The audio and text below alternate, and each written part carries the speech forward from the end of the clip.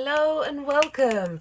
This is the All 12 Signs video series for the Leo full moon that's happening on the 25th of January 2024 at 5 degrees and 14 minutes of Leo and Aquarius respectively. I will be reading for Aries and Pisces in this video. My name's Chloe. I work with card divination, astrology, and I channel energies through my body. As you can see, my hands are moving around right now. This is a form of light language. I've been doing this for nearly 3 years now. Recently, I've had the vocal side of the light language be activated. I'm still integrating that, and all of this energy is just tapping into energies from different dimensions to help us heal, help us clear stuck energy, and open up portals to source to get us in alignment with our soul's frequency in this current incarnation. Even if you're not consciously aware of what it all means, it's helping clear energy in your light body and bring in activation codes. It's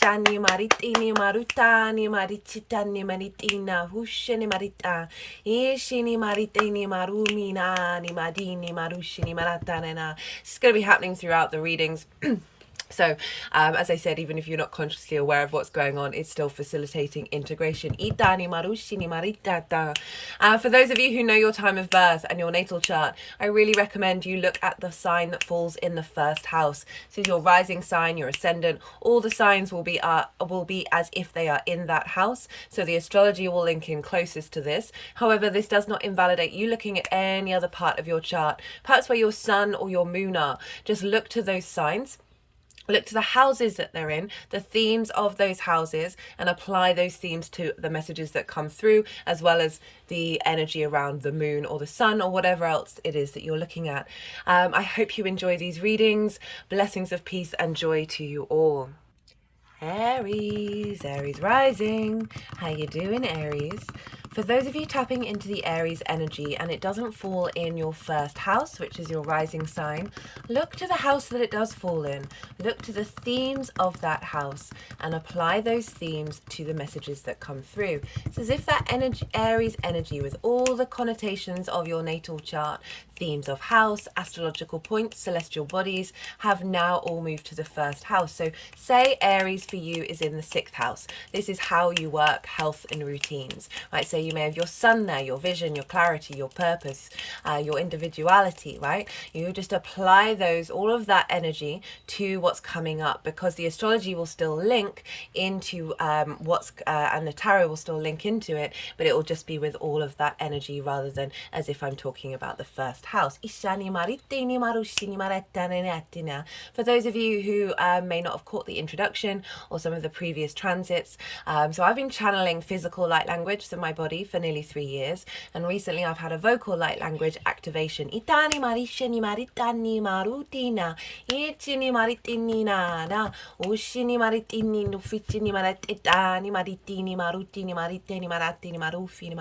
these are going to be happening throughout the reading, and as I said in the introduction, even if you're not consciously aware of what's going on, it's still helping clear energy, bring about a sense of healing and activation codes.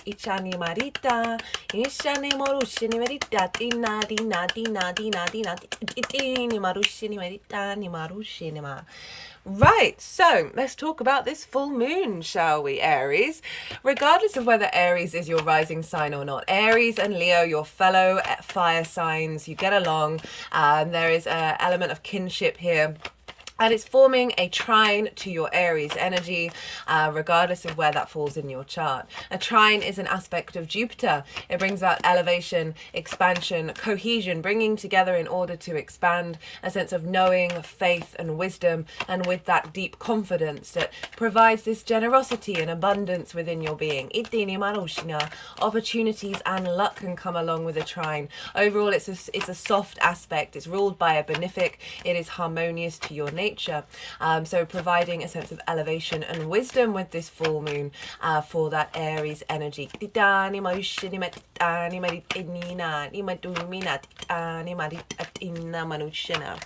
I am pulling cards for 3 different piles.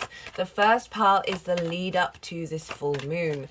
And so I work with 6-month cycles. So this is from the new moon in Leo that we had last year.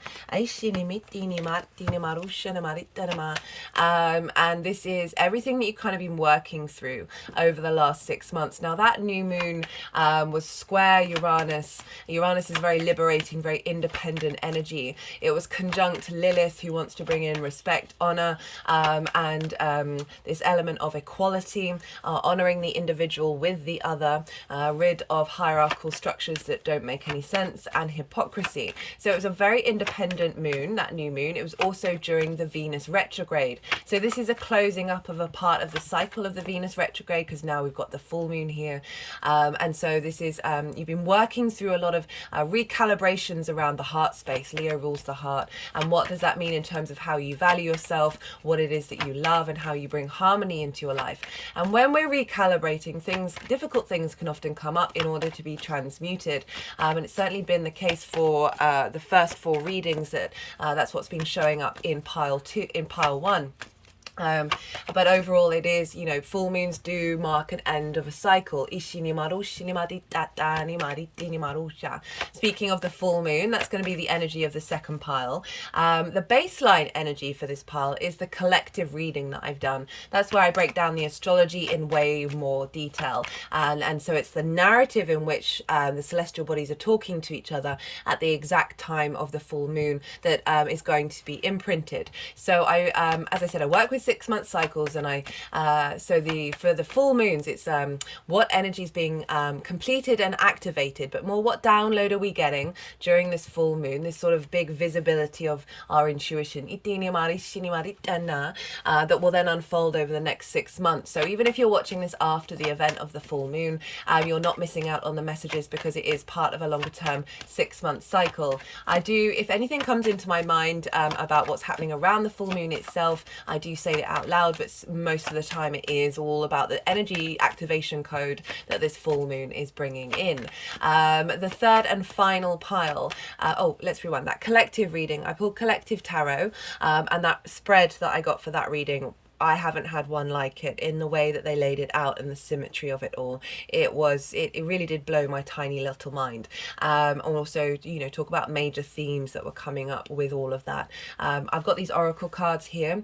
I always pull them before I do a transit series, and I will be doing a separate oracle card reading after this all 12 signs series. So if you want to come back and check in with what the oracle cards are here to tell us, I'm going to touch on the sort of the major themes of the astrology and the major themes of the collective messages during the reading, but I'm not going to have time to really break down everything that's already come up. So do go check that one out. And as I said, that's going to be the baseline, and then the tarot will be in relationship to how this is affecting Aries area of your chart. The third and final pile is how all this energy is going to manifest moving forward. So those are the 3 piles. Now Aries rising, where is this happening? This is happening in your 5th house of your creation energy. This is the house of joy. And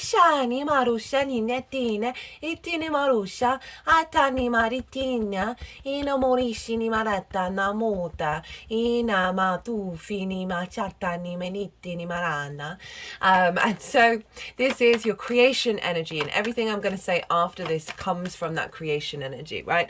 The spring in our step, our individual spark of spirit, bringing things into life in this incarnation. It is linked into children, both literal children, children you may work with, your inner child, as well as birthing creative things in the world that may feel like children. It's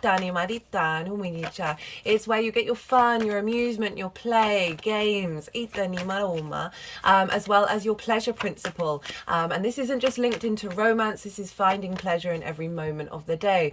As I said, bringing that spring into your step, but it is also linked into romance and dating, right? So big themes here showing up for your full moon in Leo. And so we've got this moon here, right? The moon I find so those are the themes that are going to be playing up, the activation codes that are coming through, as well as where your focus may be over the full moon itself.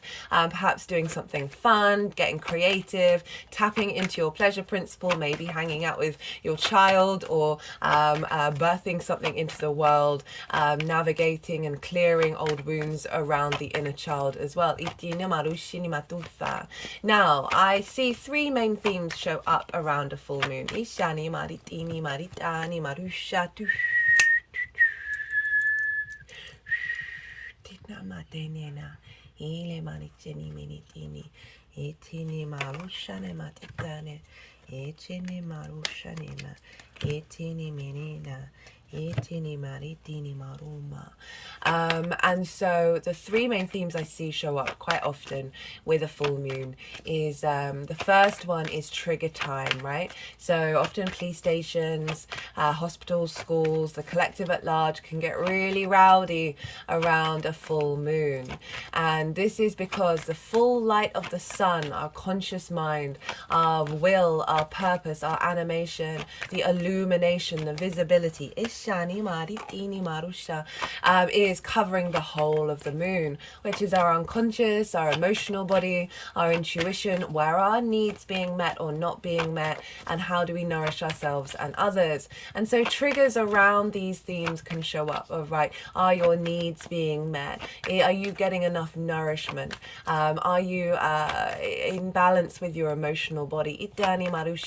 Now I see these trigger times as offerings from the sun and the moon to highlight something that may be deep in our unconscious that we might not be aware of.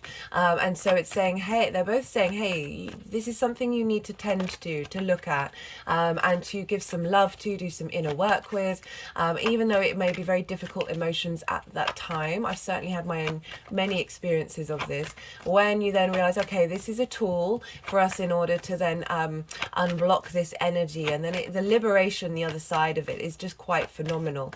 But I'm not denying the potential intensity that may show up with that. So it is, as I said, an offering to help us see something that might have taken us a long time to get to, might not have even been able to get to it in this lifetime. And so that's when I see it as a blessing and an offering from the sun and the moon to come through for us. The second thing is, so often when we've done the inner work, when we've been working on something in particular, it's often in the mental sphere. And so I find with this second one is that the sun and the moon will come along and create a situation that is a familiar energy frequency to that of a limiting belief or a trauma. And it does so, and they do so when you are ready. They don't want to reinforce those traumas. And so a situation may show up that is very familiar to a previous difficulty. And it is doing so in order for you to then work more holistically with the shadow work, with the integration work, not just in the mental sphere, but the emotional body and the physical body as well, allowing you to walk through a situation, observe it, and realize you are not attached to the trauma or the limiting belief in the same way. And this then helps the body feel safe, because as it comes out the other side and realizes, oh, that I'm okay, I'm fine, I'm good. And then it helps integrate in the physical body, clearing out some stuck energy there and really bringing a full holistic deepening of that inner work that you've been doing. You may find it a bit frustrating at the time, especially if you're like, I thought I really cleared this out, I thought I was done. But often there are some little tendrils and we need to work in a full embodiment. As I say again, this is another blessing and an offering from the sun and the moon, even though if it may be a little bit difficult. The third and final thing is a completion of certain energies, a release of those energies, and then a celebration. Heightened intuition in alignment with your soul's frequency, confidence and ease in your emotional body, your needs being met, and a deep sense of nourishment. All of these things can show up around a full moon in relationship to where Leo falls in your chart. And for Aries, that is in your 5th house. So things that may show up around a full moon, you may get triggered around your needs needs not being met when it comes to your creative outlet, when it comes to your inner child, and your ability to tap into pleasure, however that forms out, or amusement or joy, may bring up past energies around romantic relationships that may have caused limitations in your soul's frequency. All of these to come up in order to help integrate moving forwards. It also can be a closing out of certain energies and a celebration of the abundance of that area of your chart. We often get clues around a full moon of how the transit will then unfold over the next 6 months. So it might be that you're spending time with friends and you feel really seen and feel really loved, and you're finding joy and pleasure in the 3D existence. You may spend time around children and working with them and talking to them in a way that would nourish your inner child. Maybe a completion of a creative project.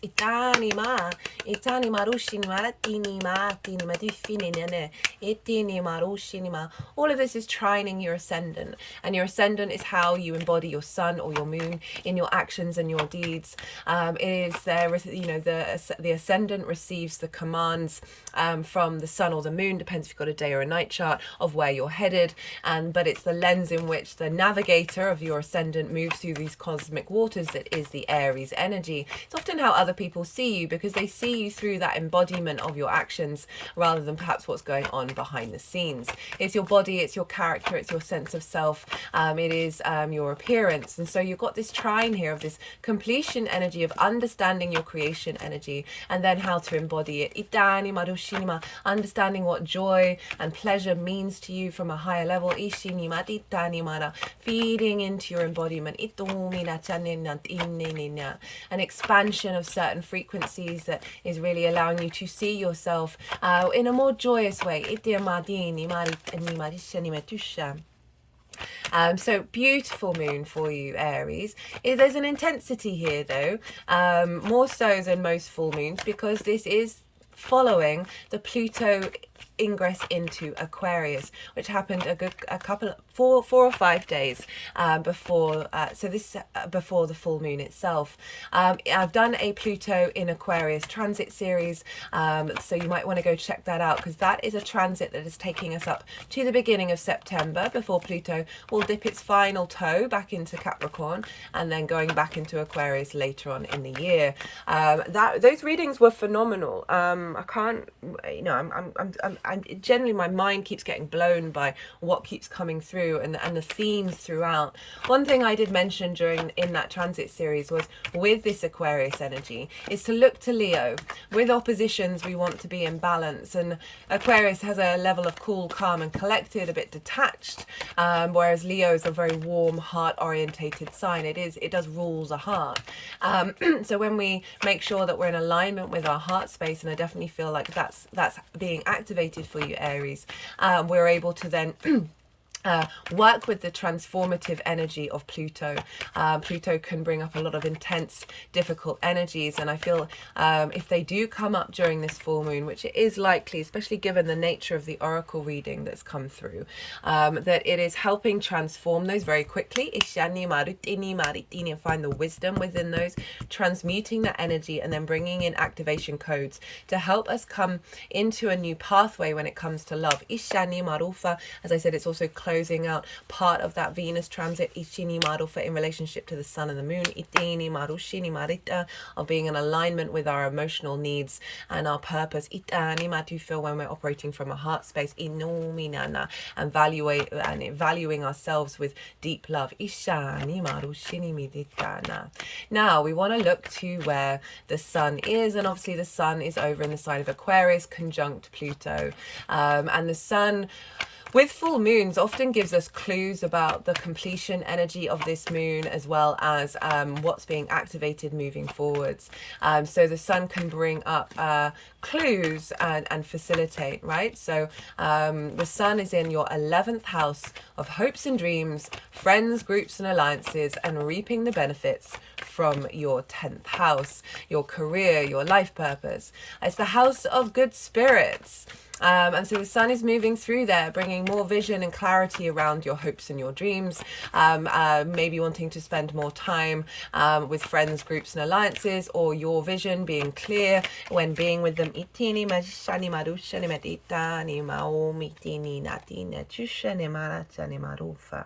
And there may be some more clarity about what benefits you're reaping from your 10th house as well. Now, if there's been a certain hope and dream that isn't that is, what am I trying to say? That an old hope and dream that may have had a wound around it, a heart wound around it, I feel like that's going to get released. Remember, Pluto's conjunct the sun, opposite the moon, of bringing in, highlighting where emotional needs are not being met in order to transform. Perhaps you, there are certain things where you've attached grief around not having these hopes and dreams manifest, and that is being transformed in order to liberate those dreams and not be bound by that stuck energy. Also, perhaps not being seen, your joy, your creativity not being seen by friends, groups and alliances. I feel like this is going to be transforming that energy and helping clear it. You might also be very visible in your creative pursuits, celebrated by friends, groups and alliances. And again, through this activation and celebration of your creativity, this is going to highlight what rewards you may be reaping from your career house.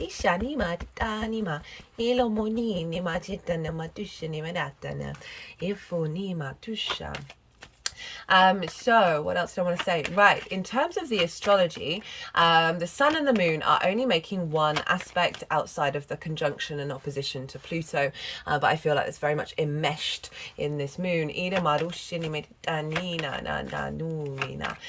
because they are square Jupiter over in the sign of Taurus by nearly exactly by a degree. Jupiter's at 6 degrees and the sun and the moon are at 5 degrees. Taurus is another fixed sign, so is obviously Aquarius, and Leo of activating more momentum in areas that you're going to keep on going. And so Jupiter is forming 2 squares, right? A square with the sun and Pluto and a square with the moon. And with this opposition, it's actually forming a T-square. We've got the sun, moon, and we've got Jupiter down at the bottom. And with a T-square, we want to look to the bottom of the T as the release point. So Jupiter, the greater benefic, the bringer of wisdom, elevation, expansion, generosity, joviality, sense of deep knowing, all of those things that I mentioned about the trine, is bringing in a sense of activation here, right? It can bring up conflict, speaking of conflict, drama and frustration, winning at all costs, because squares are ruled by Mars. And if these things are coming up, bear in mind what I said at the beginning, that Pluto's here and helping transform this energy quite quickly.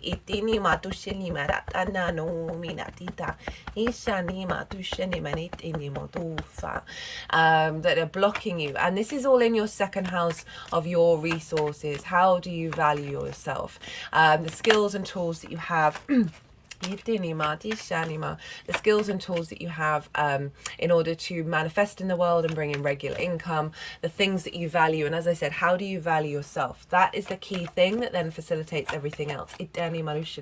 Jupiter is moving through there, giving you a sense of confidence within yourself.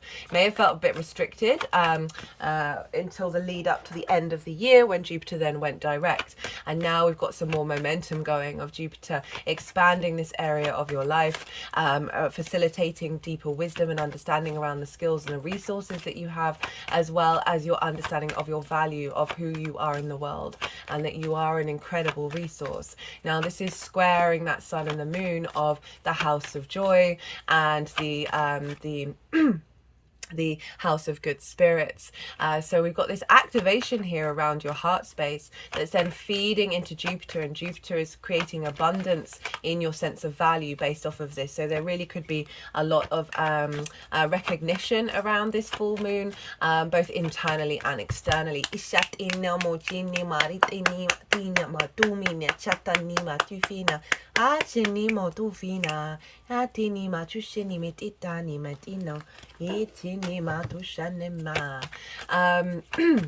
So Jupiter is building here. The other side of those difficulties is friction.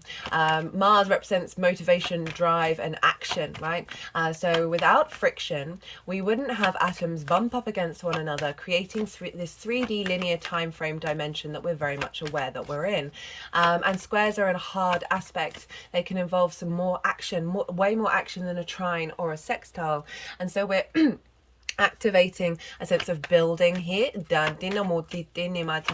something coming into manifestation, and then using that as and then an elevation and building, moving forward. I forgot to mention that Aquarius sextiles your Aries energy. This is an aspect of Venus, is another benefic, so a soft aspect, love, appreciation, value, sense of connection, harmony, grace,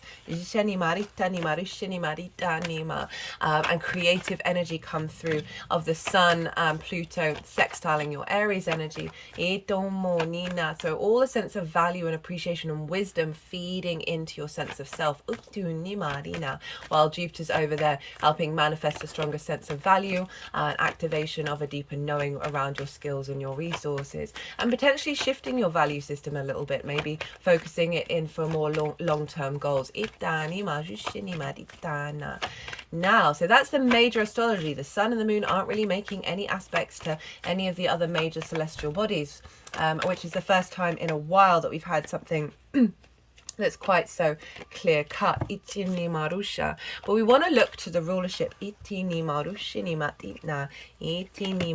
of what's going on in the astrology, because whatever's going on with the ruler of a sign is impacting what's going on with the sign itself.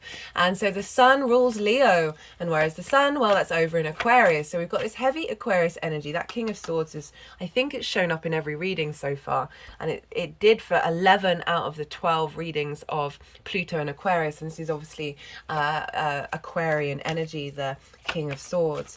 And so the Aquarian energy is influencing what's going on over in your fifth house of your creation energy, of like the alignment within your hopes and your dreams of that higher perspective, and allowing your heart to flourish with this new alignment.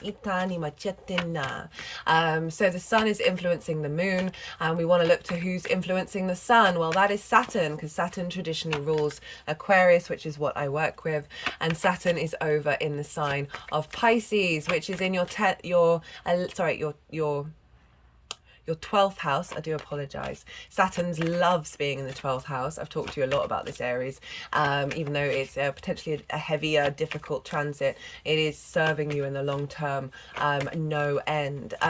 So the hidden house, the house of mysteries, these are the constructs of who we are, our unconscious spaces, the focus on the mind, but also other energetic fields that we're not fully aware of. It can be depression, anxiety, grief, loss, and isolation. As I said, this is a difficult house. As well as underneath all those limiting beliefs and trauma responses is the magic of your soul. When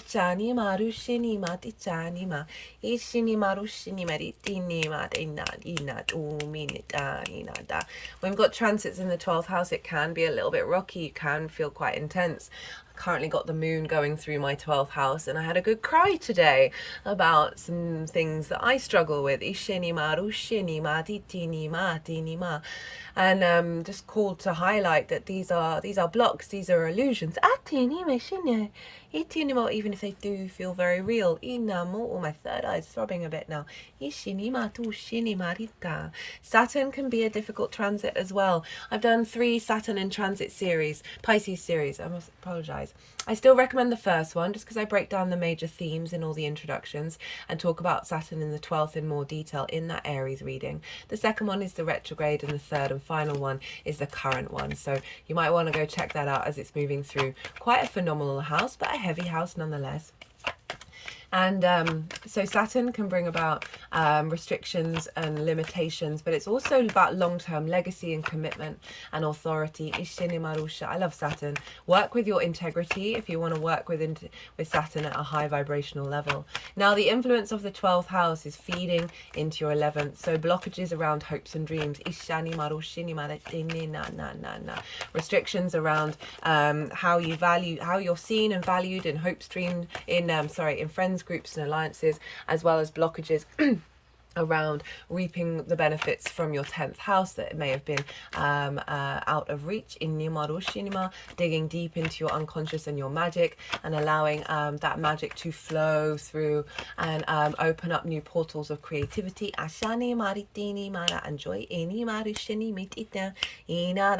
That's forming into the new embodiment of self, right? Aries, you've got the North Node moving through your sign. You've got big transformational energy happening for you this year.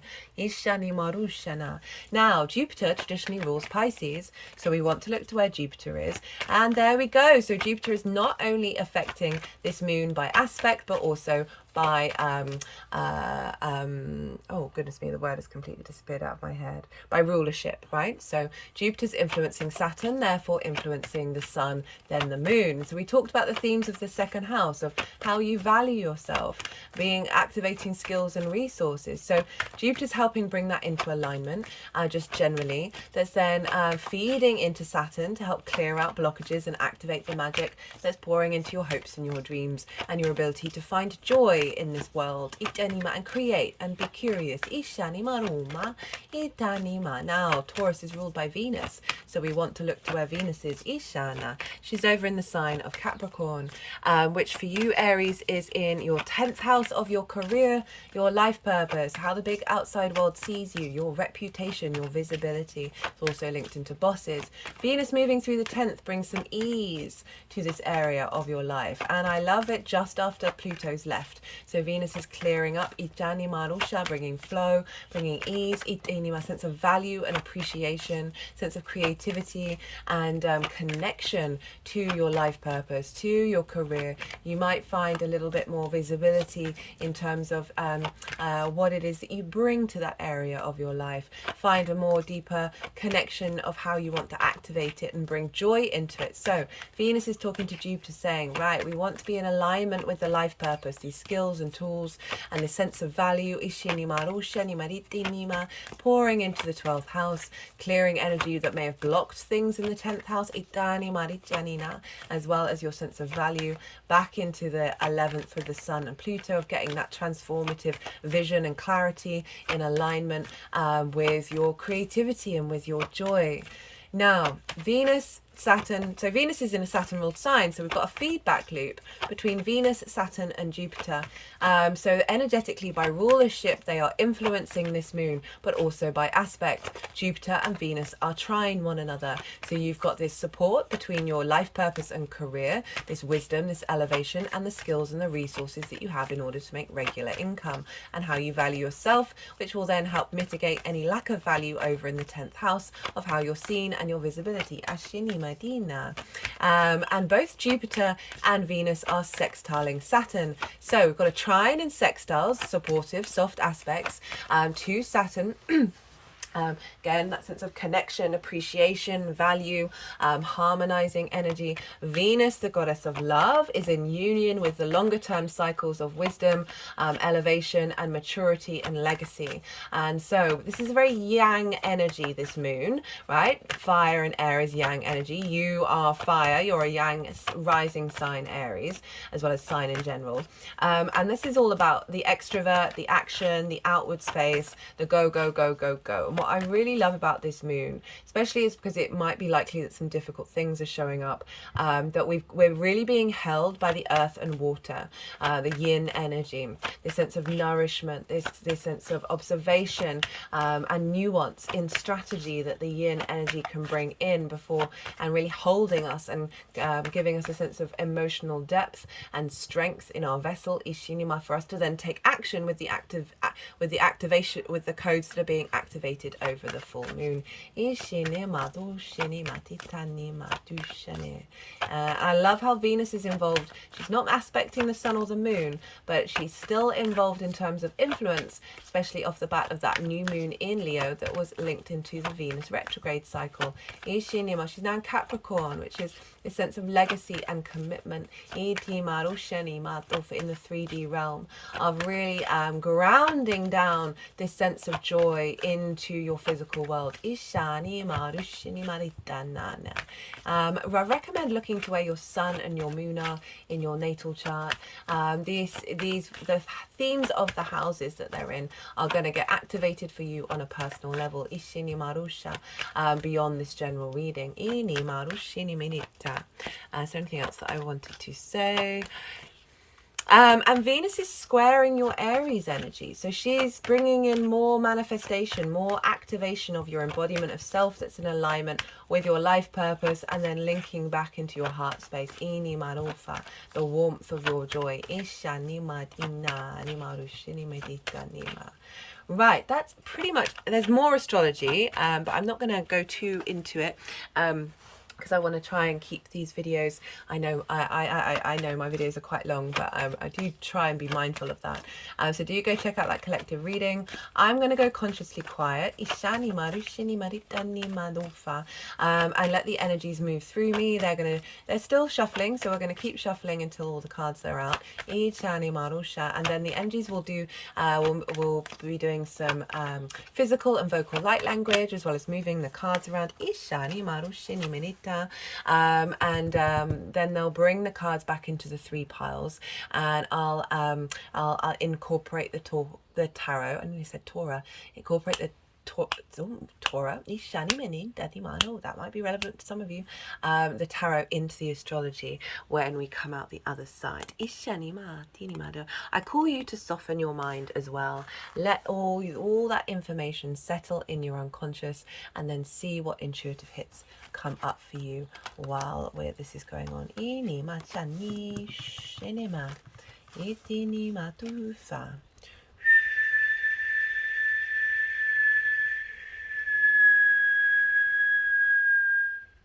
I'm just sort of moving this over the throat chakra.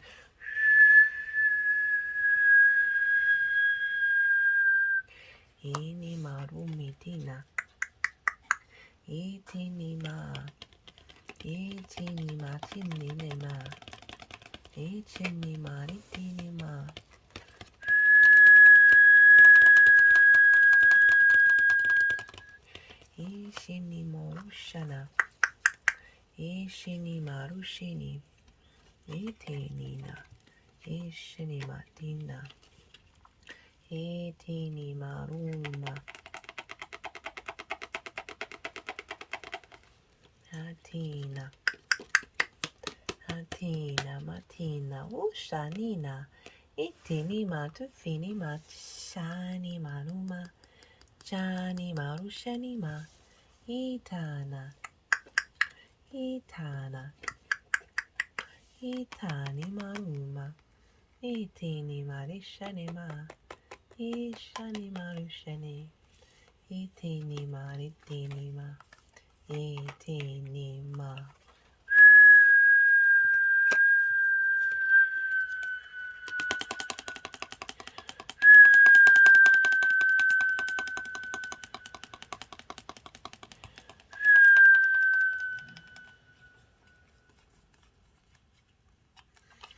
You've got the most sort of whistles out of that I've done since I've started doing this light language, vocal light language, and it always feels when I do it that it's a clearing of energy, like this wind with the breath of releasing. Ishani ma dushini, atini ma rushini ma dini ma, itini mushini,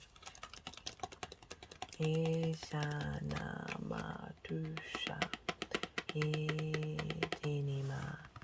Itini.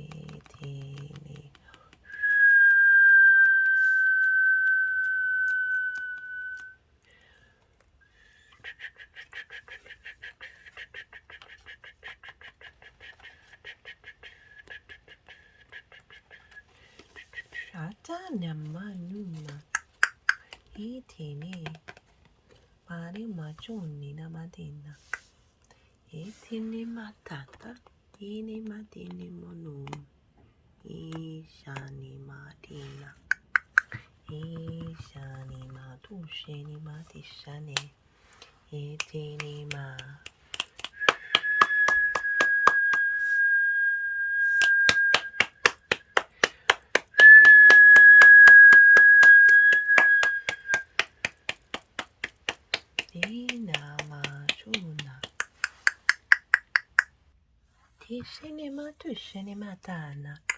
Okay, Aries. So this is the lead up to the full moon. It's this word. Sorry, I apologize. All the signs so far have had some difficult energies here, and as I said, it's not surprising because that Venus retrograde will have reshaped, especially with that square to Uranus and Lilith, conjunction with Lilith, of bringing in energies that may have actually inherently felt a bit uncomfortable because they're bringing up old patterns in order for them to be released and work through. Ishani maru shini mara. We've got the Five of Wands, the Five of Swords, so duplicates here, the Death card crowned by the Six of Cups. So Five of Wands is kind of chaos energy for me. Like there's a lot of action going on, but there's no momentum, there's nothing quite moving forwards. This could be a sense of slight frustration and difficulty around tapping into joy, or perhaps having lots of different creative projects that don't ever seem to get going. This might be conflict around romance, of where just things aren't getting the momentum going. Overall, it's like for me, it's a very stagnant energy. I saw a meme the other day, and honestly, it cracked me up. I'm never going to be able to look at this card in the same way. It said stupid tent underneath it.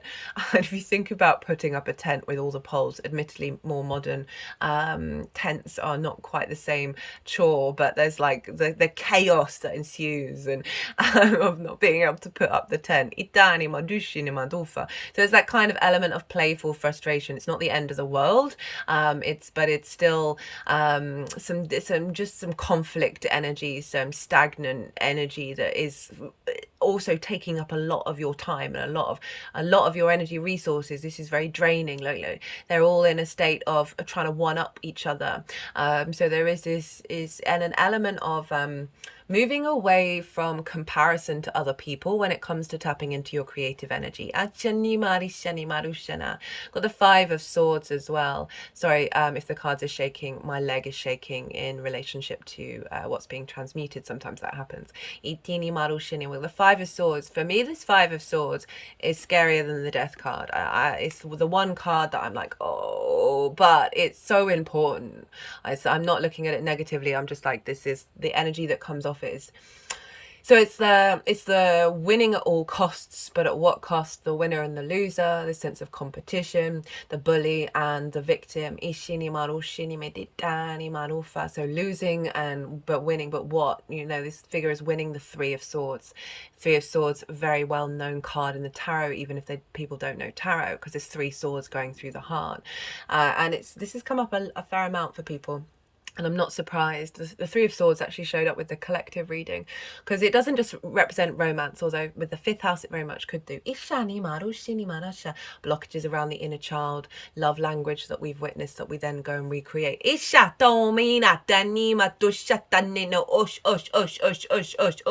do movement around the heart chakra.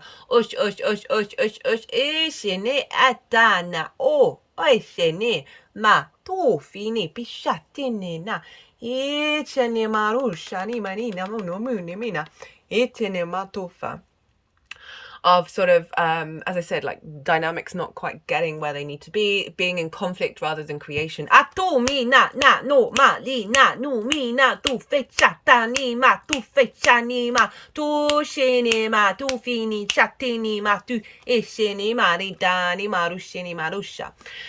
And so, as you said, this figure has won, but they've won the Three of Swords. And so that can be heart distortions. Those swords are blocking your heart's frequency. So this is saying that this is, and also we can sometimes fall into victim mode and keep repeating cycles. Where there's the bully, so often trauma begets trauma. It's very rare that doesn't happen. That the bully was often bullied at home, right, and then goes and takes it out on other people, and then we can sometimes we can be that bully and we can be that victim, and then we can get stuck in that victim mode. That things are never going to be how you want them to be. It's never going to happen in this lifetime. And the fact that this is coming up with the Death card is saying that you're honoring the process of transmuting that energy, right, and releasing it. You see here the King is no more, right? This is representing authority, something that's had authority over us. no longer being in our framework, right? The death card is this process of transmuting this energy and releasing it into another frequency. You've been protected during this journey. And with the Six of Cups, love this as well for the inner child, right? So this is the biggest house in the tarot, and this is about being able to look to the past with abundance, right? This figure is coming from the past. This could also be your inner child saying, hey, these difficulties that you may have gone through, that you may be repeating in the way that you tap into your creation energy, the way you tap into joy, the pleasure principle, all of those things. That this figure is offering up the cup of love, but it's full of flowers. So it's saying this emotional state that you've gone through has turned into riches that will produce flowers. Soothing the soul of that which has come before, in order for them feel safe and secure in this current present moment. Six is a very protected energy. This also could be through this journey of transformation, you're receiving wisdom and resources from past life energy, from your soul that have come into your life to help boost your creation energy. It also might have been that someone has come back into your life, that either in this incarnation or from a previous soul connection, that has helped you helped integrate the work that you've been doing.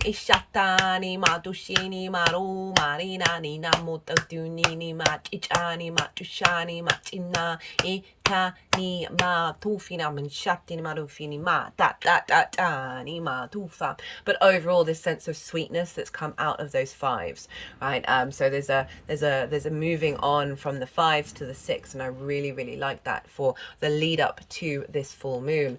And then for the full moon itself, well, look at that, Aries. Got the Ten of Wands in reverse and the Ace of Wands crowned by the King of Swords, really representing this Leo energy. Ten of Wands upright. Heaviness, burden, duty, responsibility, overworked, not finding joy. This figure, okay, there's nothing wrong with having 10 wands. It's our perspective of how we carry them. Ishani Morufa.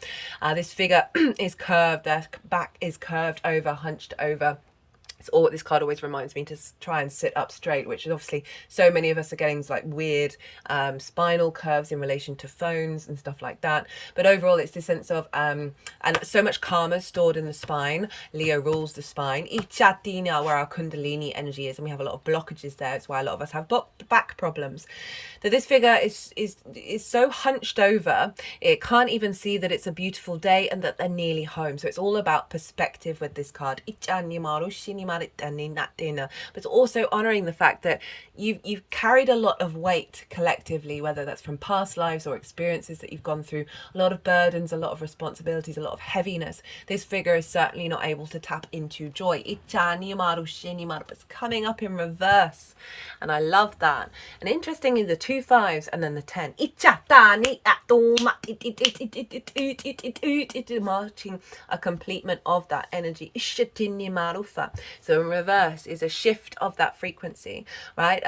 Moving away from the burden, the heaviness, finding more joy, more light, more able to look at the beautiful day. You may still have lots going on. This could be creative projects that have always felt like a burden that haven't got anywhere, right? Having lots of plans and lots of ideas is a wonderful thing. It's how we tackle it. And this is saying, hey, you may still have a lot going on, but your perspective and the weight that it's carrying is allowing you to find the joy at the same time as putting in the work. Also, burdens and responsibilities in perhaps relationship dynamics where you feel like you've carried all the weight.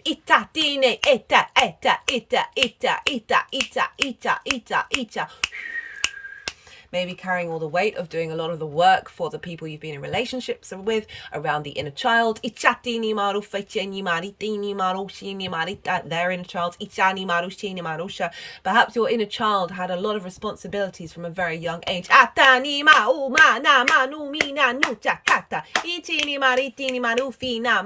got the hair here representing fertility, abundance, joy, pleasure, movement. It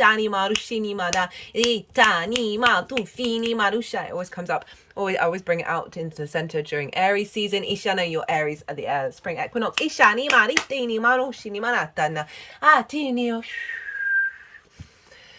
with the Ace of Wands. So we've got the end and the beginning. Ishani maruma. Got the renewal, the vitality, the virility, the spark, the creativity, the inspiration, ita, the transformation, atumina nitani marofa, a clearing of the decks, ishani marushini matofa, with the clarity and the vision of that Aquarian sun, of being able to embody and take action on your hopes and your dreams. Ishani mana through the house of joy. Ishatini maricha ina moto ime. Still have a lot to do, but the difference in the way that you tackle it is coming through.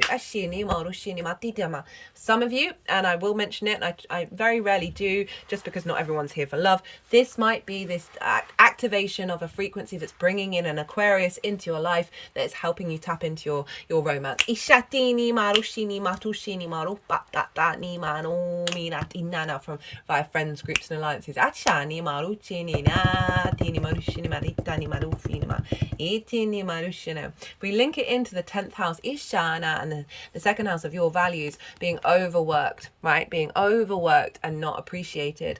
Of feeling the burden in who you are and what you are, sort of like a beast of burden rather than someone who's in command and control. And now we've got the King of Swords, no longer doing everybody else's work.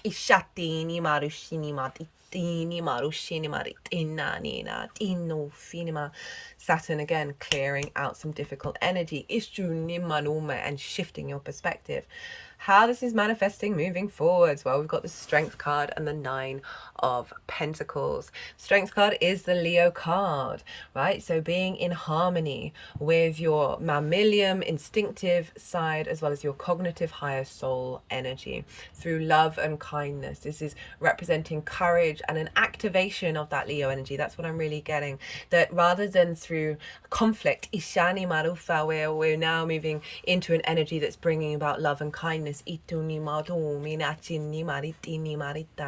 9 of Pentacles are very independent, right? Not in battle, not carrying all the weight of everybody else. This figure knows what they need to do in order to create abundance in their life that serves them in the long term, right? All the grapes, the robe, the falcon is linked into royalty. What I like about this is with that move from that 10 of Wands, which does feel like carrying a lot of other weight. It could also be weight in from other people in this lifetime and others. That now with the hopes and dreams activation, you're able to have clarity and vision to get yourself here. And sometimes we can be so overworked that we don't find joy, don't have time for joy. And this is saying there will be a creation of a space where you will have that abundance, have that joy, that pleasure in your life again. It's going to serve you in the long term. Ufini matishani natina, itini marufini matushini manatinina. And they're going over the sustainer card. Itini madufa, tini marina, mushini matana, ushini matusha. And something about money as well. Obviously, because the 10th house of career and second house of skills and tools in order to make regular money. So it's something about an alignment in regards to you having a flow of money that serves bringing abundance into your life in relationship to your life purpose as well. Ishani marushini maritini marushana itini maruma itini marushini. Right, let's get some qualifiers. Itini marushana. Got energy and flow, rather than that chaos and conflict energy. We're now moving more into a flow state. Think of that one wand, the directness of that.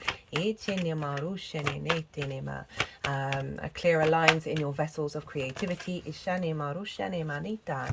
Chariot, drive, determination, ambition, emotional control. It's a victory card of being able to move through the world, standing standing up straight. Ishatani maru shinima. The Chariot is very strong in their nature. They know the resources that they have around them in order to move forward into the world. Ishani maritini nina. No longer burdened. Itani maru shinima ditini matini maritina. Determination and ambition coming up. Ishini matusha.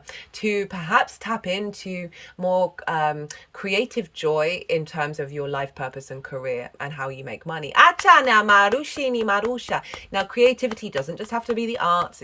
It's about anything that brings you joy from your own collection of experiences that you then create something with. Ichani marushini marichini maritinina. Ichini matushinime. Let's get one more card here. This is the First Light Tarot. Soul, identity, family. I was saying something about perhaps bringing people into your life. I got friends, groups, and alliances. They're in alignment with your soul identity, also clearing out of blockages around the inner child that come from familial experiences that helps you really connect to you and your identity outside of the blockages and limitations around conditioning and programming.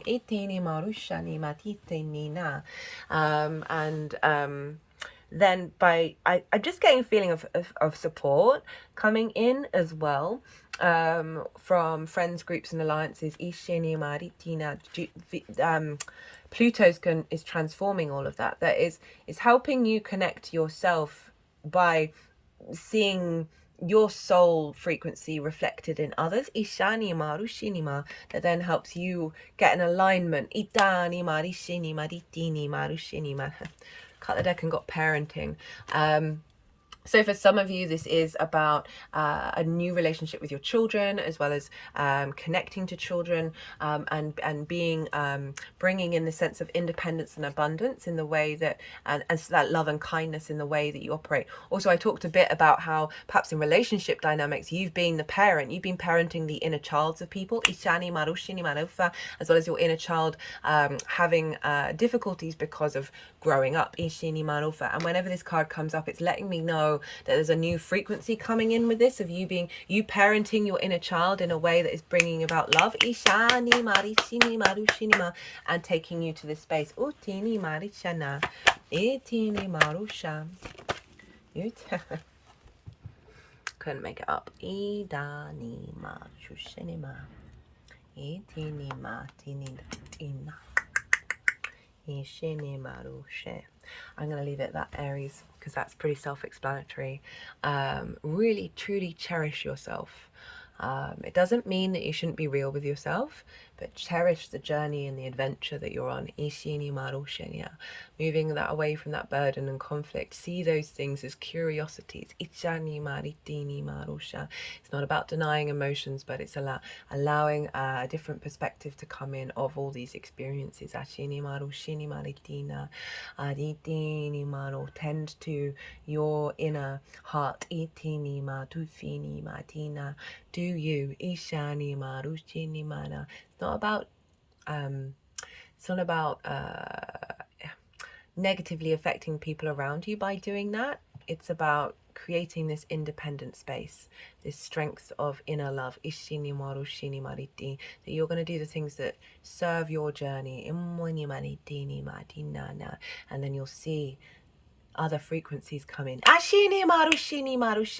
So often when we sort of upgrade, some people can fall out of our lives just because, our frequencies aren't in the same alignment anymore, and they're going to go on their way and you're going to go on yours. It's not a negative or a positive thing. And then usually that's when people start to come in, Ishani Marusha, that are in alignment, for whatever it is that you're doing at that time. Right. I hope you enjoyed this reading, Aries. If you did, don't forget to hit that like button. If you want a personal reading, my email address is in the description box. Send me an email about what you're looking for. I really like to tailor to the client, and I've got lots of different things I can bring to the table. So yeah, do reach out if you'd love a personal reading. Be good to yourselves, Aries. Be good to those around you, and most importantly, be well until we meet again. Pisces, Pisces rising. How you doing, Pisces? For those of you tapping into the Pisces energy and it doesn't fall in your first house, which is your rising sign, look to the house that it does fall in your natal chart. Look to the themes of that house and apply those themes to the messages that come through. Say you've got Pisces in the 6th house of how you work, health and routines.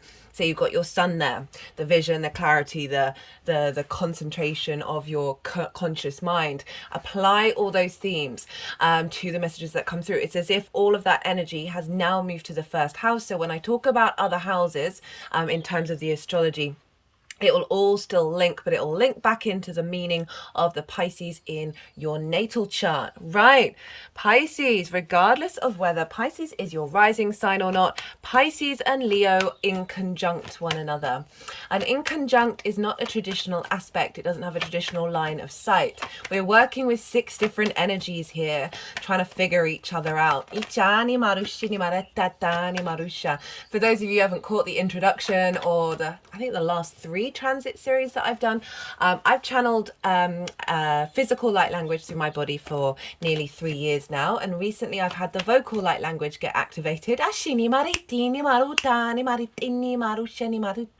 So these things are going to be coming through throughout the reading, even if you're not consciously aware of what's going on. They're helping us integrate, helping clear stuck energy and activating downloads in your light body to get you in alignment with your soul's frequency in this current incarnation. As I said, I'm still integrating in it. I'm not quite getting the translation through yet. That's obviously going to take practice and time. I have to do some attunement. But it's all still working some magic. Right, so the in conjunct, 6 different energies playing around with one another. Pisces, you are mutable water, you are yin in nature. Leo is fixed fire and yang in nature. So it can be a bit discombobulating just because it's working with 6 different energies and they're quite far away from each other. They're nearing the opposition. And this is can be crossed wires, can be frustration, feel like a lot of hard work. It can be activating a certain level of high level integration, but it just may take a little while to get there. Once you kind of realize with the Leo area of your life and the Libra area of your life, these are always going to be in conjunct. So they just involve a little bit more work. And once you realize that you're playing with 6 energies, once you realize you're actually trying to herd cats, basically.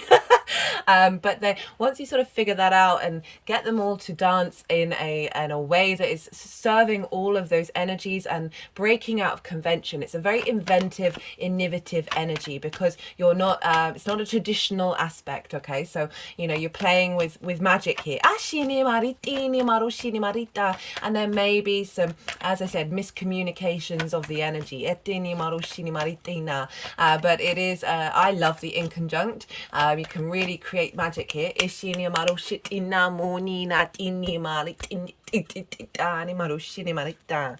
Right, so it's so across the board, wherever Pisces is in your chart, this Leo full moon is in conjunct it. And the Aquarian energy, where the sun is what's called inverted. So that's next door to your Pisces energy. And it's a similar vibe to the in conjunct. Again, working with 6 different energies, but you're right next door. So you've got more osmosis coming through rather than having to travel far across the chart. So you're working with lots of different energies here, Pisces. And so I just want to say that, just to bear it in mind, because this is quite an intense moon. And just allow yourself to take a step back if you might get overwhelmed by all of that energy and see the playful and the curiosity side of it. Now I'm pulling cards for 3 different piles for this Leo full moon. The first pile is the lead up to this moon. I work with 6-month cycles, so this is from the new moon in Leo that we had last year. That was a very powerful moon. That was square Uranus, exactly. And Uranus is a very liberating, independent energy. Lilith was conjunct the sun and the moon, and Lilith for me is about equality, respect of the individual and with the other. Removal of hierarchical structures that don't work, as well as hypocrisy. That's when people tell you not to do a thing or judge you for it, but they're doing that thing, and there's literally no reason for you not doing that thing. So that kind of energy where it's disrespecting the autonomy of the individual when in union.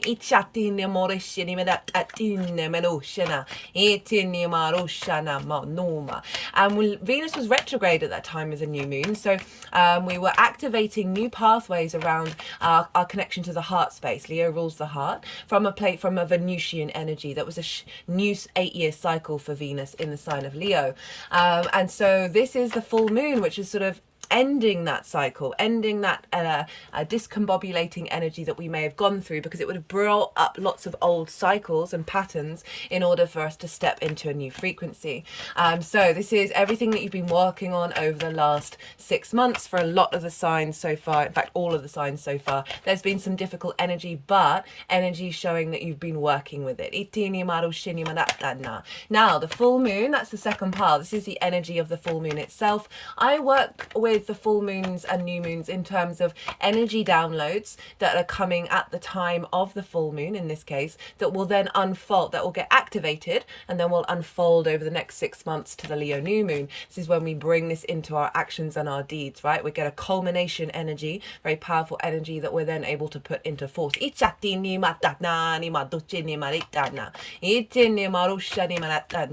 Now, I've recently had a wonderful reading by someone, a channeler, and she was helping navigate this new vocal light language activation. The reason why I'm saying it is she said that there were 3 main guides I have with me at the moment with 3 different tones, and the one that just came out then is very sort of earth energy, very protective, strengthening and manifestation energy. Very tribal in energy. And so this is bringing that energy through for you. So this energy download that's happening at the time of the full moon, that's pile 2 that will then unfold. If I get any inspiration in my head about what's happening around the full moon itself, I will say it, but most of the time this is what the frequency is that's going to unfold. The baseline for pile 2 is the collective reading that I've done. That's already live. You can go and watch that, where I break down the astrology and therefore the narrative of this energy that's being downloaded into us collectively in way more detail. I also pulled a collective tarot reading. That reading was wild. I've never had anything like it. The symmetry and the way they laid it out is blown my tiny little mind. And just how succinct it was. And so this is channeled messages come through and all of that. So this is the baseline of pile 2. So if you want a deeper understanding of what this full moon activation is bringing, go check that out. And then the tarot that will be on pile 2 will be how that's showing up for your Pisces energy. Pile 3 is how all this energy is manifesting moving forwards. And so those are the 3 piles for this moon. It's just I'm going to talk about the astrology in a little bit of the astrology and some of the sort of key messages that have come up, because I know not everyone's got time to watch the collective reading, and so hopefully give you a broad enough understanding of what's showing up for this big moon. This is the first moon after Pluto's moved into Aquarius, and it happens to be opposite Pluto in the sign of Leo. Oh my goodness me, you couldn't make the astrology up. Forgot to mention there's also all these oracle cards here. Now, I always pull them before I sit down to do the transit collective reading or a transit in general. I will be reading these and doing an oracle reading after I finish this transit series. So that's probably going to come out after the full moon itself. And I feel like it's going to help bring in and solidify. Oh, my heart tracker is aching.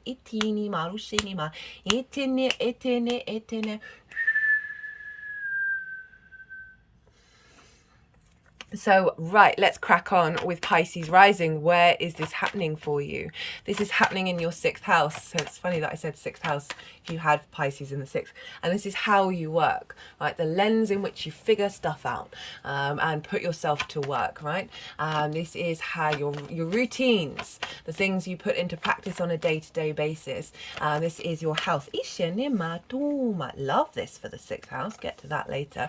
And your physical health. So it's how you work, your embodiment of work, physical health, routines, as well as co-workers and pets, strangely enough. And so big themes with this one. So this is why it's in conjunct, right? Because these are 3 things that the human species can struggle with, right? I call this house the adult in the room, because so often through neglect from early years, we then recreate neglect and struggle to access this house that is doesn't have a traditional line of sight. So it is inherently a little more complex, and also it's themes that are difficult based on old patterns we may hold within us. So sort of tapping the deck first around the heart chakra area, and now the heart.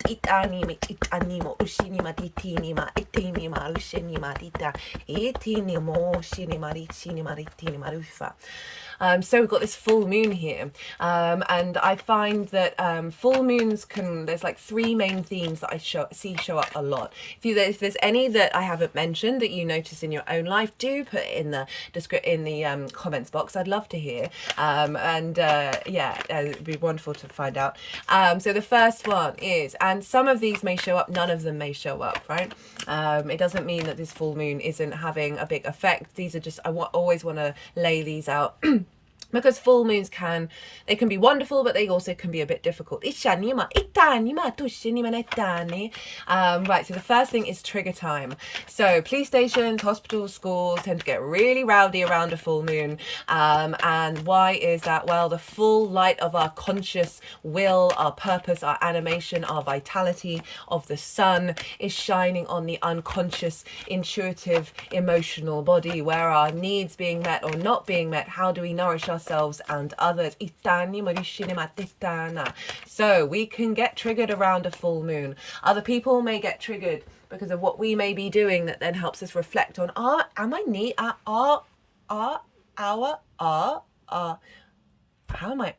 not saying words? Are my needs being met? By relationship dynamics. This could be at work with co-workers. So it might be that things get triggered to let you know whether your needs are being met, whether you're receiving the nourishment that you should be, and all of these sort of difficult energies.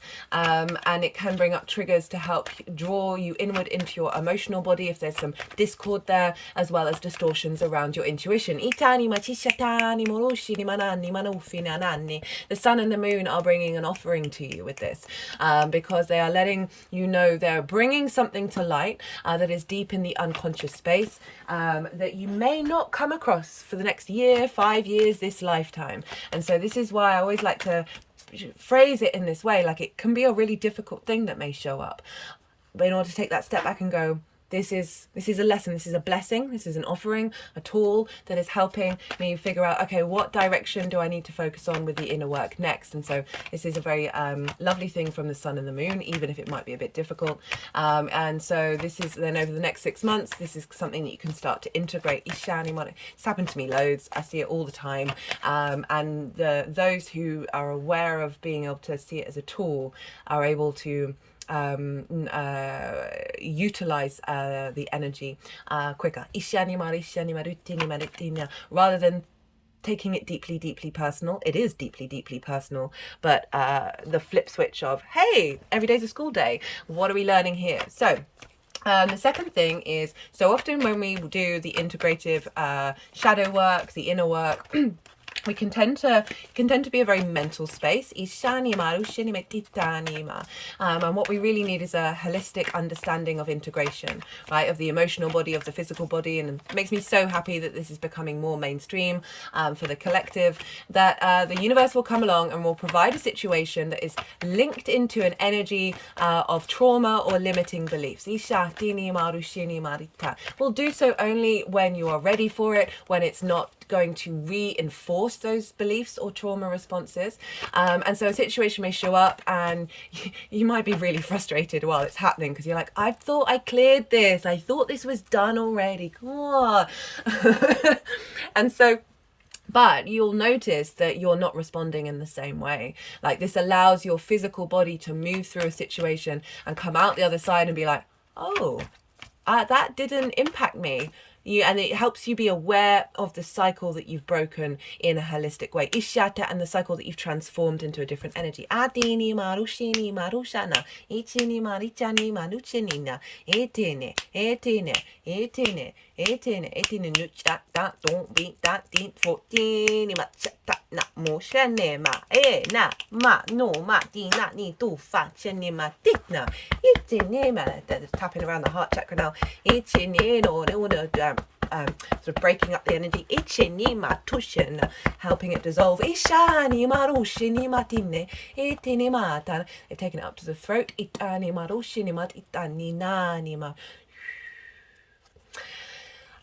Right, so that's number 2, where a situation can show up and you're like, oh, okay, I see what this is about now, and it will then really help clear out some of the stuck energy and fully integrate. The third thing, this is a celebration, the peak of your intuition, your emotional body being in flow, your needs being met, being nourished, nourishing others, and all just being absolutely lovely, hunky-dory. A celebration of everything that you've been working over the last 6 months, a completion, raising up of an energy, Ichani module, bringing something deep within you and making it visible, Itini model for a full completion energy, Ishani marushini and it can bring up, this can be a bit of a duality of bringing up things that are difficult that you've worked through, as well as releasing difficult energy in order for it to be transformed, Ishani marusha, as well as a celebration activation code across the board. Activation code, but there may be differences that show up around the full moon itself. You can also get around the full moon clues about the next cycles, where your needs may be met over the next 6 months. So in relationship to the 6th house, what can show up here? Well, this can be triggers around not being valued in the way that you work, triggers around health, that could definitely be a thing, or realizing, oh, I still haven't done that routine yet, and perhaps maybe beating yourself up about it, and then realizing, oh, I need to work through shame. Fachanina nina nina nina ushani maritina morina marushana etini marushani mitini marushani marachana etini maritani marufa. And in terms of sort of activation codes around your health, perhaps there may be a physical health problem that you've been working over the last 6 months, and this might be the final release of it and the ending of it. Ichani mon chani mono medina maritani matina motu fina chana etini Mushinatena motuma eta ne mo di ma tu sha nitana mosha nita numa.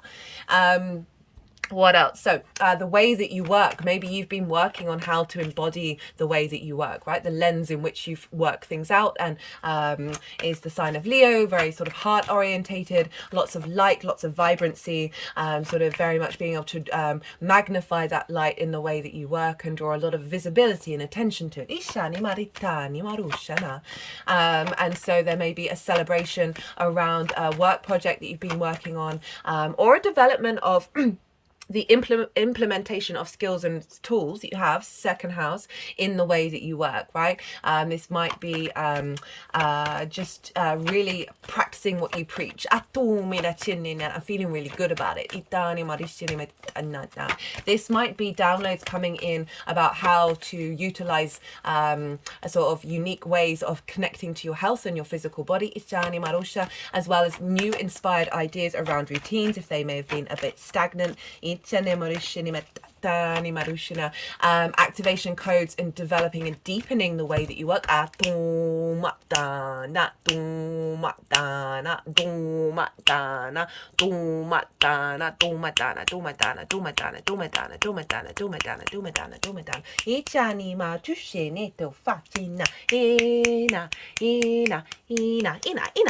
I love this card for this house. Kind of just hope that that's the only card that comes out, because that will be fun.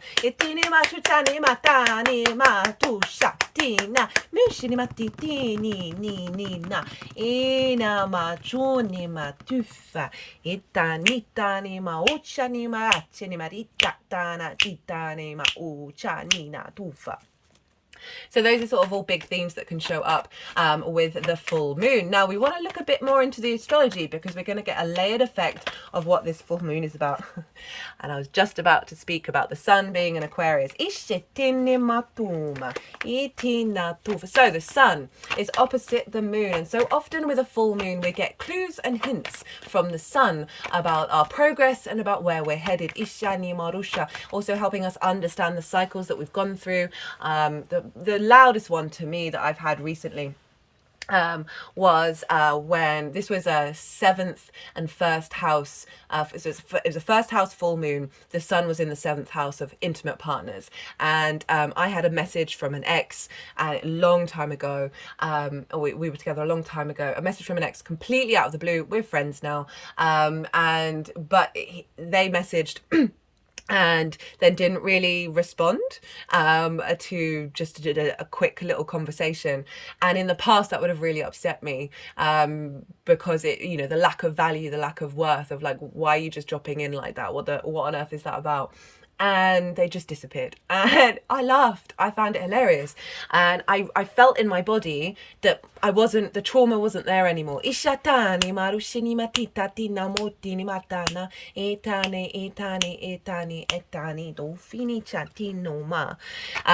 just using that as an example of how the sun over the other side of the chart is bringing and highlighting the journey that you've been on, and helping find vision and clarity with that.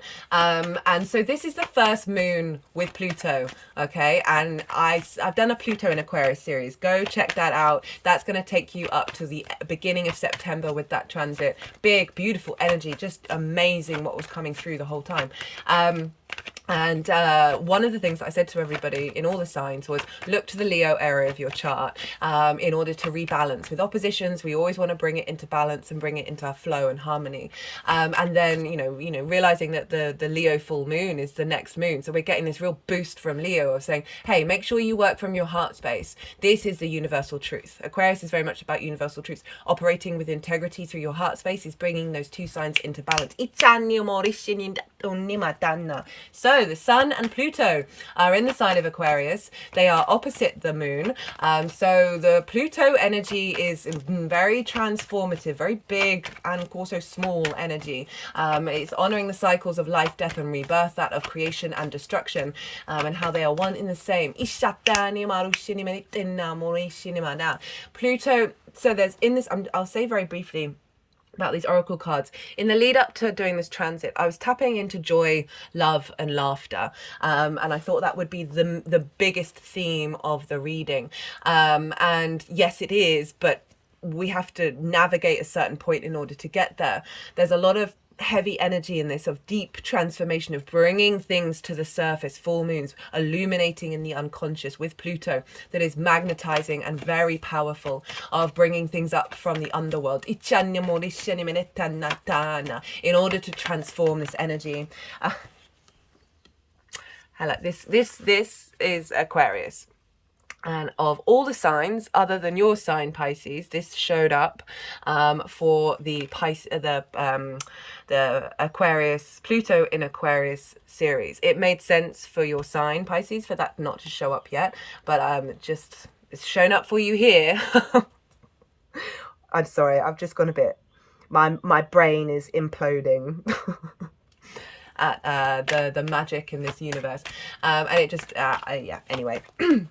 So Pluto is doing, for this full moon, where our unconscious is really loud, is probably potentially bringing up a lot of stuck energy that's blocking us. In order for it to be transformed and shifted through the heart.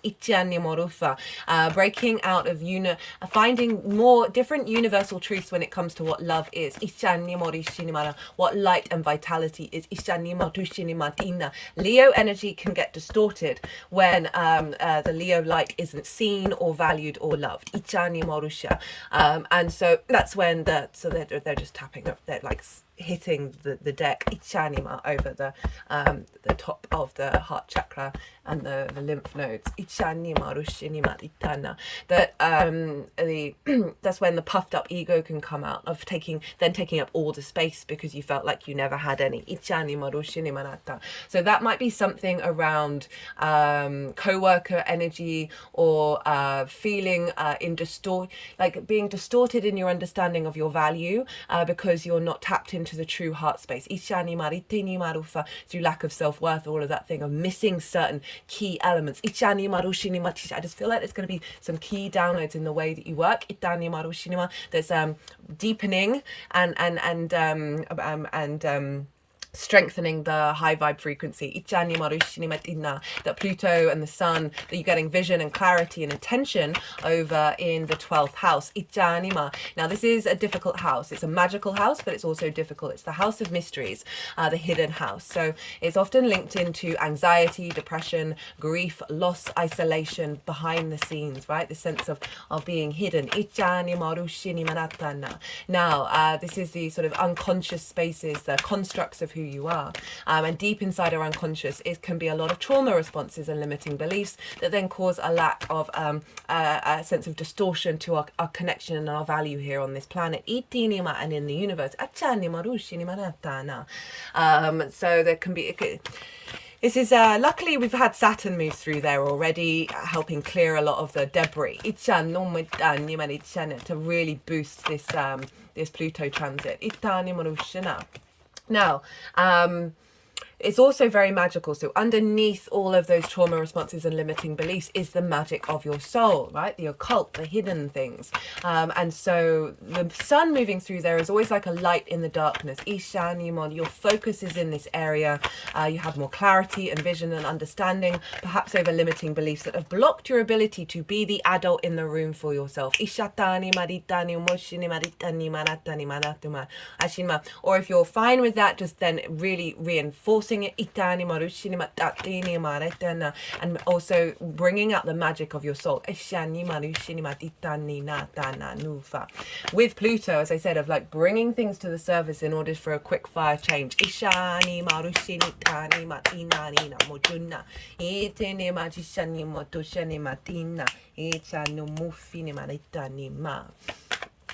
So we've got that going on in the 12th house. As I said, this could highlight the work that you've done on your mental health.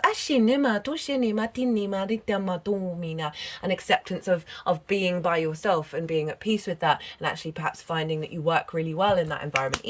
Rather than being fully always the social Leo. Any anxiety around perhaps working with other people.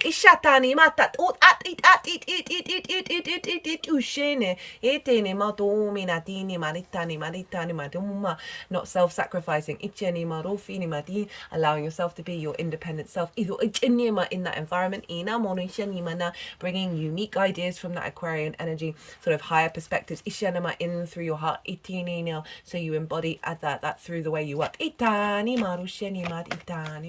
So that's the Sun and Pluto having a big impact on the moon. Now the only aspect other than the conjunction and opposition with Pluto that this Sun is making to the rest of the chart is a square with Jupiter over in Taurus. Jupiter's at 6 degrees, the Sun and the Moon are at 5 degrees.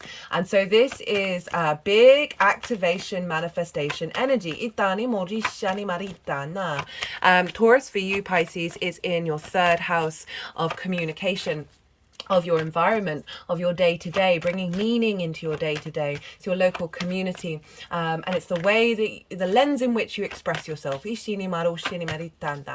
Jupiter's been there for a while. You may have felt restrictions around the Jupiter energy, which is this sense of wisdom, bringing together in order to expand, this elevation, this sense of confidence with this knowing, a real sense of grace and ease and joviality and generosity, abundance and opportunities and luck, all of these sort of Jupiter things. It's the greater benefic. It wants to help us out with a hug rather than a tough lesson. Ishana Morushina. But all of that may have felt restricted. You may have been really working on and questioning how you express yourself. What meaning are you getting from your day to day? How is your environment? Is it in alignment? Your local community. If you perhaps work in the local community, there may have been some restriction around your visibility in the way that you work.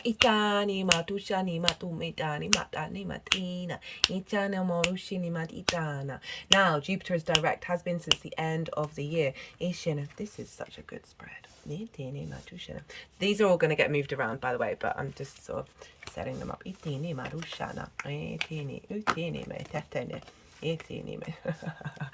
I love it when they do that.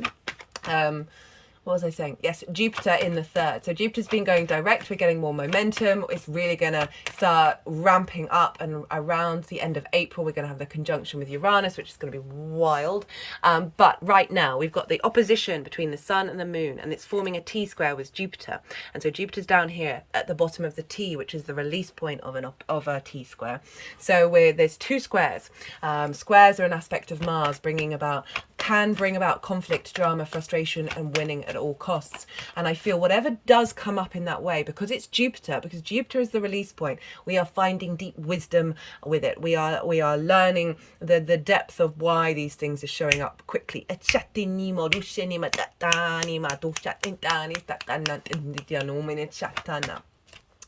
And the other side of that, Mars, is motivation, movement, action, is friction.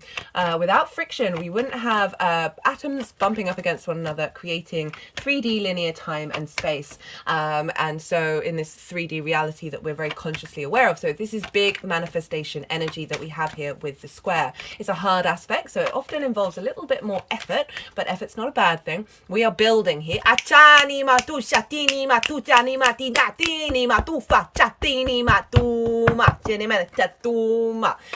So we're building with Jupiter. To help activate the downloads that are coming through. You being able to speak your wisdom.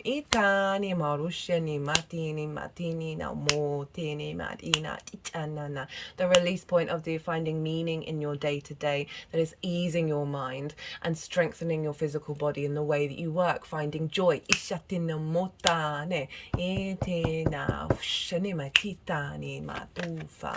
And also providing there's more expansion around what your environment is. The more that you have a healthy environment, the more that you're able to flourish in the way that you work and take care and want to put those routines in. Finding wisdom and expansion with the magic that's coming through from the 12th in the way that you work, that's then through your day-to-day practice is going to get activated. Being able to express that magic.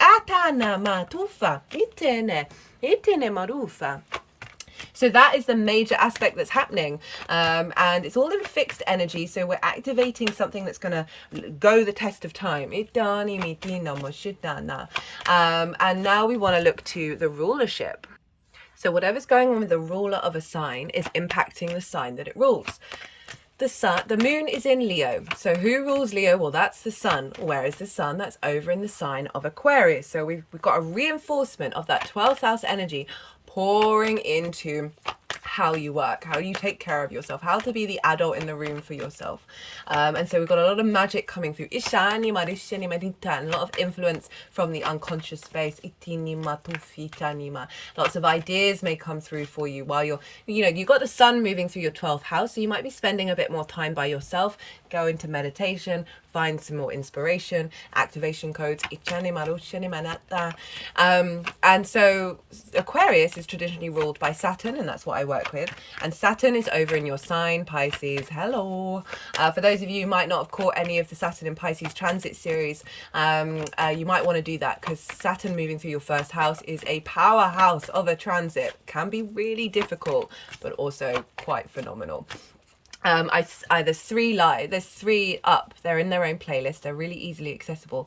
I still recommend the first one, even though it was about the ingress last year, just because in the introductions I break down Saturn and Pisces, all of that stuff, and then the Pisces reading will talk about the themes of Saturn in the first house in way more detail. Second transit was the retrograde, and now the third is live with Saturn going direct till the end of June.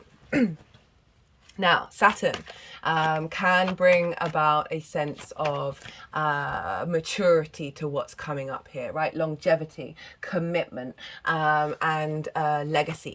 You know, Aquarius is that sort of higher collective mind, universal truths, this sort of very pragmatic, zoomed out energy of looking to the future. So I can see you getting a lot of amazing downloads from the galactics.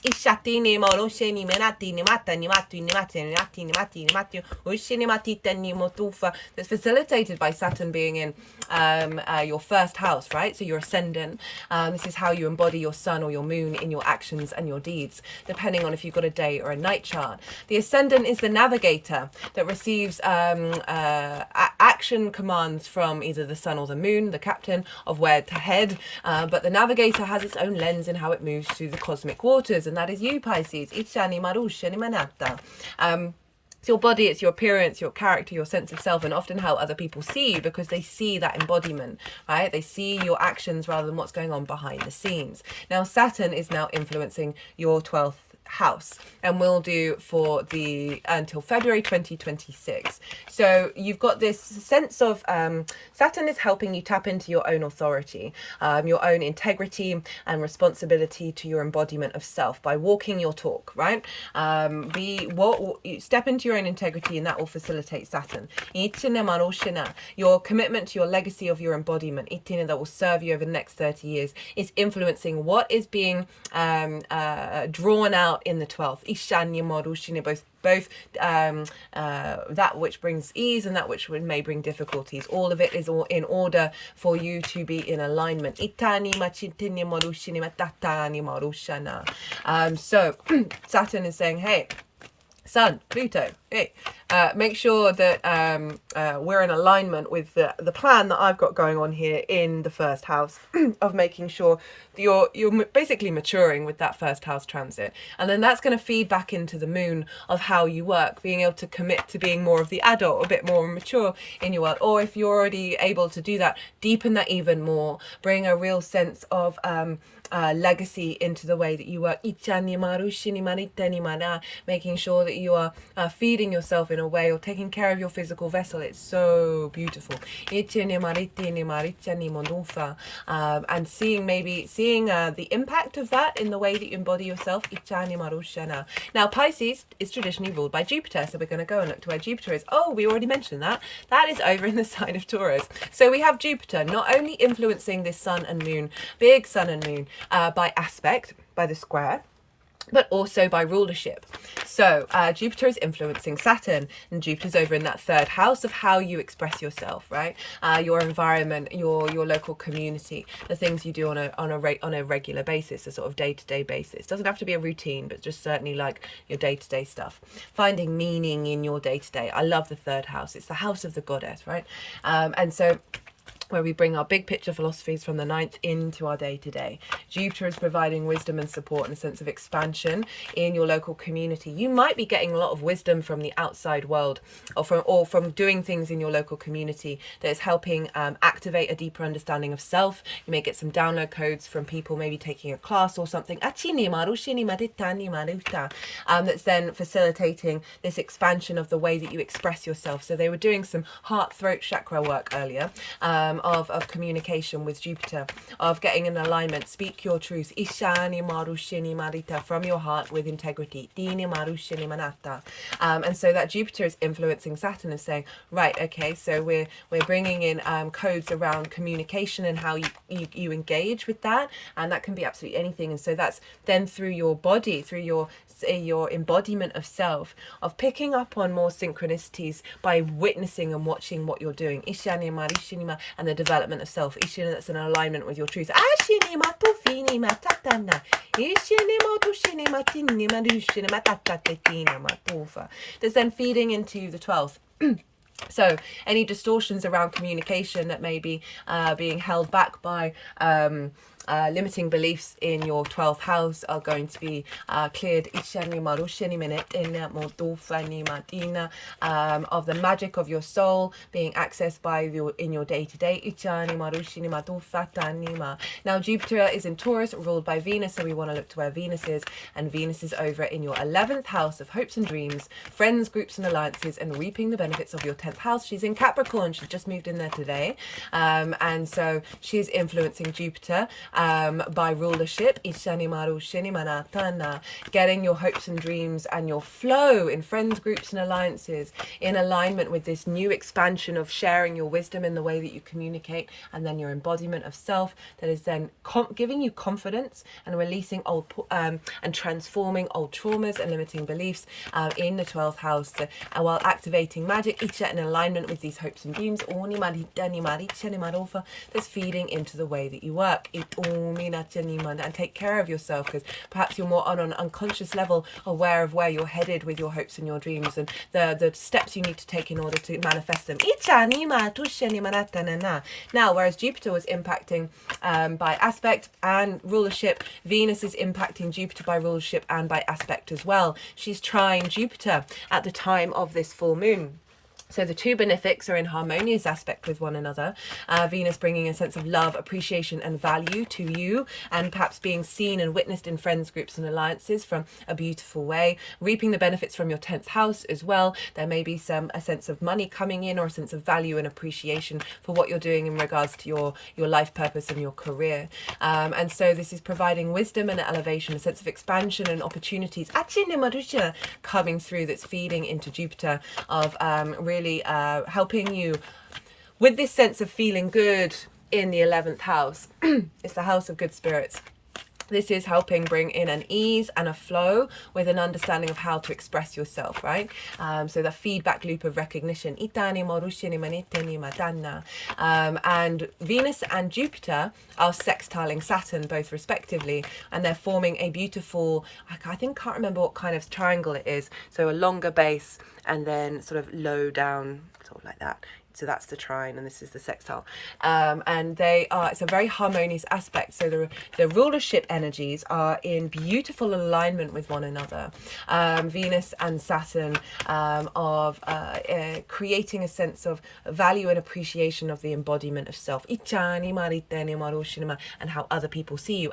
In groups and alliances.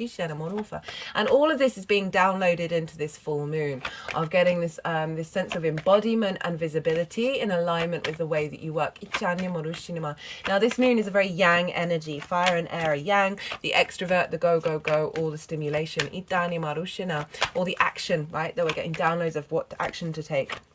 But it's being held by yin energy of water and earth, and I really like this stability that's coming in with potential difficult intense energies that are showing up, that are helping clearing that out and nourishing our vessel for us to then take action with our own independence, operating from that heart space from a place of integrity.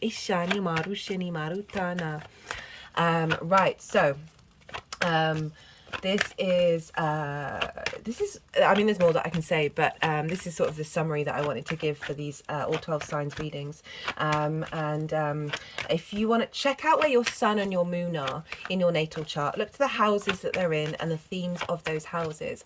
Those themes are likely to show up with every lunation, maybe some, maybe all, maybe none, but certainly keep an eye out for them, because this is going to help you understand and add another layer onto what download you're getting for this this moon, on a personal level that goes beyond this general reading that we have here. So I've kind of said everything that I wanted to say. They're still shuffling. There's still probably some cards that want to come out. I'm going to go consciously quiet and just keep on shuffling, and when they're done, they'll put the deck down. They'll probably do some light language while it's happening. And then when the deck's down, they'll move the cards around. They'll do some physical and vocal light language, and then they'll put the cards into the 3 piles, and I'll bring the tarot into the astrology. I call you to soften your mind while we're in this yin state. Let everything settle in your unconscious and see what intuitive hits you get up. Don't try and control anything. Just don't let the overwhelm, the overstimulation dissipate. Lean into softness and then see what may come up for you. Ishene mari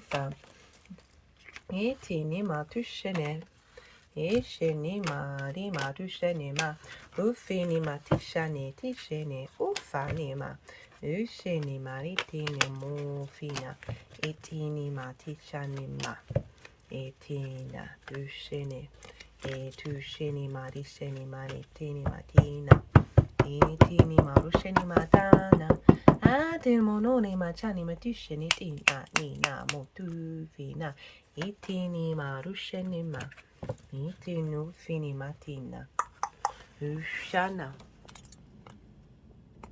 usheni maritini marusheni meritina etini matu fini tushene etini mushene dina moruma etini marina ala atini musheni maritini maritina manu fini etinu midatina tina etina motufitina matina ila monoma chani matina chatana ela maduma ishani marushini maritini etino matini tene ishani marushana ishano mani medina matina titani maruma itani marushani ma etini matushene etene detumini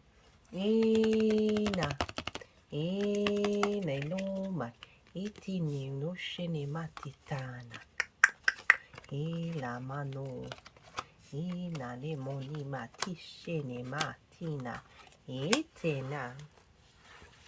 etini manoma etinu fini matistene ma ishini motushina tatina ina menoma dane marushene mana, right, Pisces? So this is consistent with almost every reading that I've done so far because we had that Venus retrograde, we had that square to Uranus, the Lilith energy. It was breaking out of old cycles and helping transform that energy. And often when we're doing that, that's when it all bubbles up to the surface. And so we've got some quite big energies showing up here, some difficult energies that you've been working over the last 6 months, but crowned by the King of Cups, is saying you've got this. You've been in control of this. You've been able to navigate this really well. We've got the 5 of Wands, the 5 of Swords, 10 of Swords, 4 of Cups. So if we think about the 6th house of being the adult in the room, how do you embody your work? How do you take care of your health and your routines, right? Making sure that you're committing to these areas that may be difficult. And we've got the 5 of Wands, right? So this for me is procrastination. Itanima for this house. Ishanima rushima. This has come up loads in these readings. And recently, like a week ago, I saw a meme where they'd written stupid tent underneath this, and it's tickled my soul. It really did. I've spent most of my youth trying to put up tents, and just the visual of it, of all these ones being the different poles, and no one's quite been able to get the tent up, right? So this can be different aspects of your life or work, or one area where there's just a lot going on, but there isn't any momentum, right? This is procrastination. It's also training as well, so we can flip that as well, of like through the procrastination energy has been training you to work through it. Itani marishani marushana. This can also be conflict at work. Itani marushini maritani madufe, of feeling like you're in competition. Itena marofa, of no one's really listening to each other, or there's being like miscommunications. Ishatini marushini maritatina morimani montina, or like trying to get your work, health and routines into alignment. And this is kind of what's going on, that one area may be prioritizing over the other, but the others are you're still perhaps fighting with them, of like saying, oh, I haven't done that. And that's where sort of our passions can get dimmed down because we move into shame. Ishani morushini maretana. Got the Five of Swords, which is another conflict card. For me, this card, this is the one that I'm like, oh, I don't like it when it shows up. I'm happy with the Death card. I love the Tower card. I love this card too, don't get me wrong. It highlights a really important energy to work through. And this is conflict. This is winning at what cost, okay? This figure is carrying the Three of Swords. They have won the Three of Swords energy, and do we want to win that? I don't think we do. And this is sort of the discord in the heart. Right, ideas, things, trapping your heart energy and not allowing it to reverberate at its biggest frequency. And so this can be perhaps things that people have said to you, or ideas that have happened that have sort of been the bully in the room, that have sort of caused you to lose sense of who you are, and perhaps putting you into not a victim state, but certainly just a distortion. Itani maritani marushini matitini matitani marufa ishini marushini. Say a co-worker sort of side-eyeing your project and saying something a bit catty just because they're insecure, right? Ichanima. So often the bully was bullied, okay? Trauma begets trauma. It's very rare when people act out in that way that it doesn't come from some deep unrooted need that has not been met. And then we can also get stuck in that victim space of feeling a bit sorry for ourselves. Probably for good reason, right? But do we want to be proactive about it, or do we want to stay in this cycle? And this is all saying that you've been proactive about moving past these difficult energies. This can be lack of self-worth. That's sort of your mind telling you, oh, you know unconsciously that you don't deserve to look after yourself. You know, as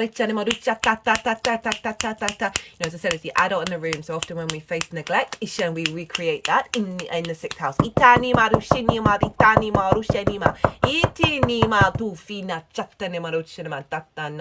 Okay, they wanted the Four of Cups and then the Ten of Swords.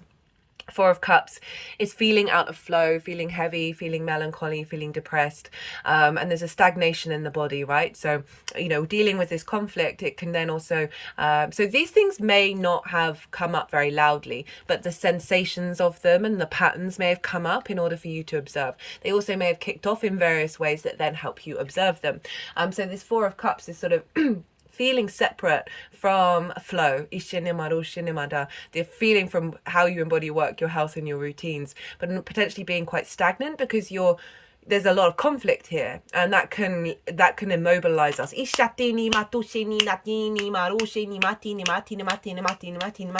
have energy moving around the solar plexus, which is how we work and how we move through the world. This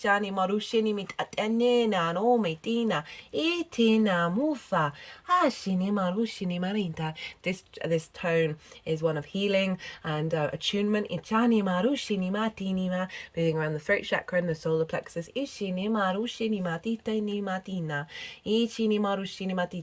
Maybe just feeling a bit left out at work, or feeling isolated, that you can't commit to the flow of embodying yourself from a space of joy. The way that you see work and perceive work and see taking care of your health. There may be a heaviness around that that's come up with the Ten of Swords. So we've got those two fives and then we've got a 10, so it's an element of completion. This is a sense of betrayal, of immobilization. This is ideas and thoughts all along the spine. Leo rules the spine. Our karmic energy is stored around there. It's why we have a lot of back issues. sense of betrayal, a sense of him, as I said, we're moving from the stagnant energy to like pure immobilization of the build up of this. But you see here, this figure's hand is in the same hand position as the Hierophant and the Six of Pentacles, and this is the benediction. This is the blessing. 2 fingers up, 2 fingers down, linking the sky and the earth, the light and the darkness, heaven and hell, however you want to phrase it. Duality, right? The sense that through these difficult times, through this sense of not feeling like you can be yourself, Ishani Moriti Nima, in the way that you work. Perhaps you're carrying a lot of ideas from ancestors, Itani Marushini Maritini Matufa, of limitations and restrictions. Atini Matata Tata, Itini Matitini Matuchan, Etini Marushan Nata, Motiti Matanda Matu Midatina, Tatina Moshini Matina. Ishana Marushini Marita Nana. Ishina Manushina, but through this is the resurrection. Itani Maruni Maniti Nimata Nana. Of ideas and constructs that have had a hold over you, that have immobilized you, and you've been clearing them out with the King of Cups. Love, love, love, love, love this. King of Cups, floating on a stone throne on the ocean. There's big waves going on. In the traditional Rider Waite, there's a monster of the sea and a ship. You can kind of see them here. They're quite small. And that ship, if it didn't understand the nature of the creature, might think they were in danger. But the King of Cups isn't bothered by any of it. Very much in emotional control, able to take action with that emotional control to break out of these cycles. To observe and come back in and center yourself. Very much linked into intuition and creativity. So finding creative ways to work through this energy, using the power of your intuition to navigate rather than being stuck in the mind. Sovereignty and confidence, authority over this energy of like, right, no, this isn't part of me anymore. Saturn in Pisces will have been helping with that.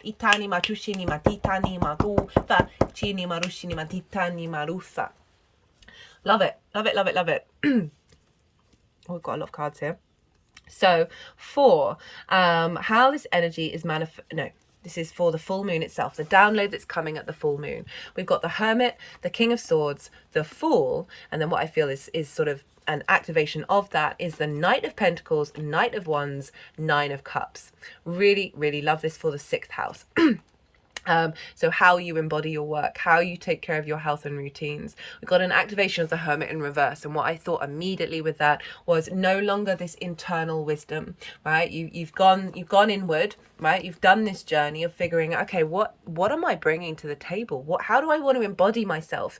Right? The Hermit is sort of separating themselves from outside experience in order to really tap into their own innate wisdom. In reverse is about going and putting that back out into the world, Ishinima, from the learning that you've done. With the King of Swords, this is clarity and vision, right? So this is illumination from the 12th house of the magic of who you are. Ishinima, Rushinimanata, and the Hermit has the star in its lantern. Ishina, so you're bringing the wisdom from the 12th house into the way that you work. Clarity, we've got 2 kings here. Clarity and authority, right? Divine wisdom and being able to act with clarity rather than being swamped by these heavy energies, right? Seeing beyond them. And that is taking you on a new journey of your embodiment. And the Fool operates from the heart space. The chest is the first thing first, right? As it leaps off the cliff, knowing with it from its heart that a new reality will form. This ability to walk through and embody this new frequency based on everything that you've learned. So really clearing out that heaviness by bringing in that Fool. And then we've got embodiment of the work, health and routines, difficult house, of putting things into action. You've got 2 knights show up. Love, love, love, love, love. We've got the Knight of Pentacles, your ability to commit, to honor the process through strength and wisdom. We've got the oak leaves in the knight's helmet. This is an element of commitment, of you're going to get where you need to go, of not worrying, of not being out of sorts, of being that sort of conflict energy. The Knight of Pentacles is so grounded that it's like you're solid within yourself and you know how to take the action based on this strengthening of your intuition. And then the Knight of Wands, that passionate, that drive, that vitality. So I love this combination of the strength of the earth. We've got a lot of earth energy with this moon, as well as fire, of really grounding that fire and creating a vessel for it to maintain itself. Very inspirational energy of you being able to tap into your spark of spirit in the way that you work and put these things into action. Knights embody their suit and their element. And I love this for the 6th house, which is all about putting things into action. We've got the 9 of Cups crowning it, of saying, of feeling emotionally good in yourself about what's going on, right? This can also be a wish coming true in one of those areas. Remember,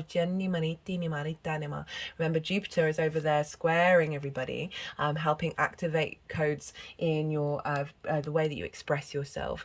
And I really feel that sort of helping you feel good in the 3D realm, that Taurian energy, and also building on this King of Cups of just, doesn't matter what's going on, tapping into that ability to feel full of gratitude for your existence.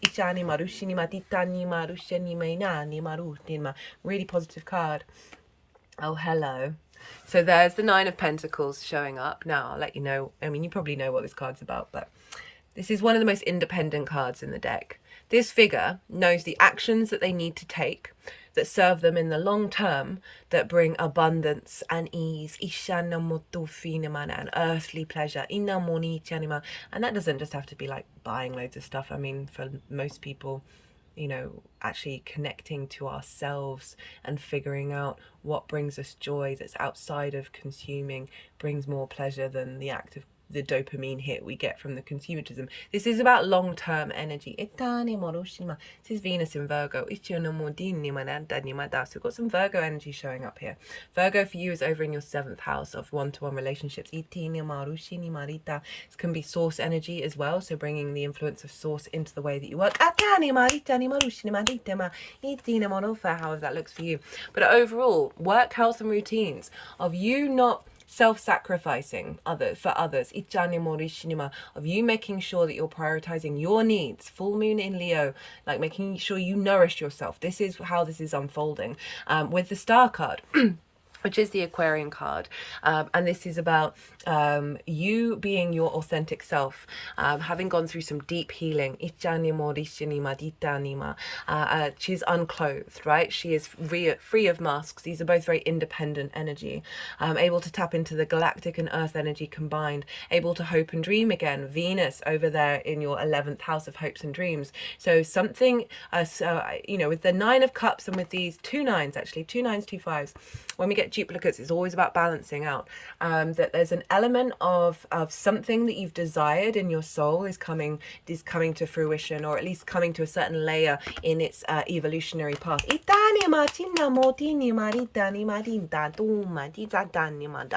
Of a real sense of strengthening of your internal character that is then facilitating you being able to think long term, right, and be able to implement your desires and your pleasures into the actions that you're taking. That is activating some galactic energy and your unique stardom. Right, let's get some qualifiers here.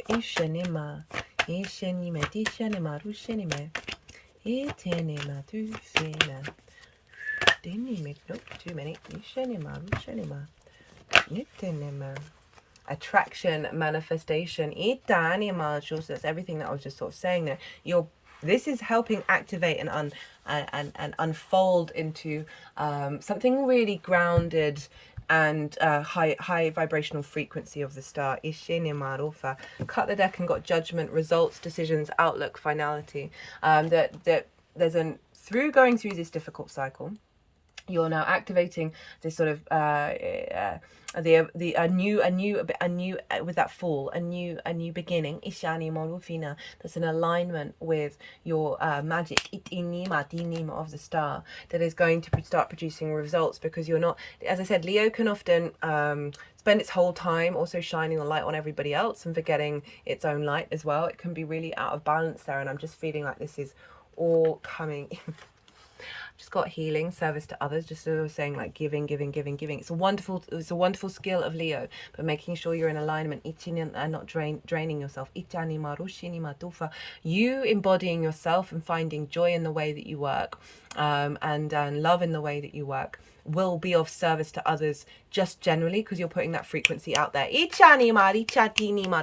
it's saying you making sure you're tapping into this Nine of Pentacles is helping the collective.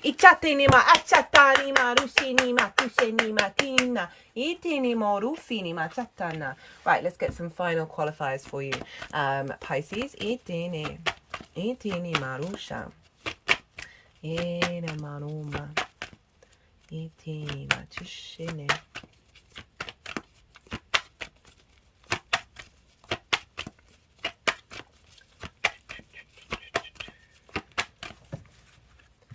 Creativity. That was me saying finding joy. Ishini Marusha, physical activity, sixth house, and health. Itani Marushana, getting more creative ideas around that, and also some more inspiration and the momentum to put it into practice. Ishani Marushini Matinima. Itinima. Dishinima Rushanima Tinima. So highlighting that you've gone through a difficult cycle, right? That things have been coming up, but you've persevered. Ishani Maru, which is what I was getting with that 10 of Cups. And then the leadership, right, of you knowing your unique self. You can be a leader without leading anybody.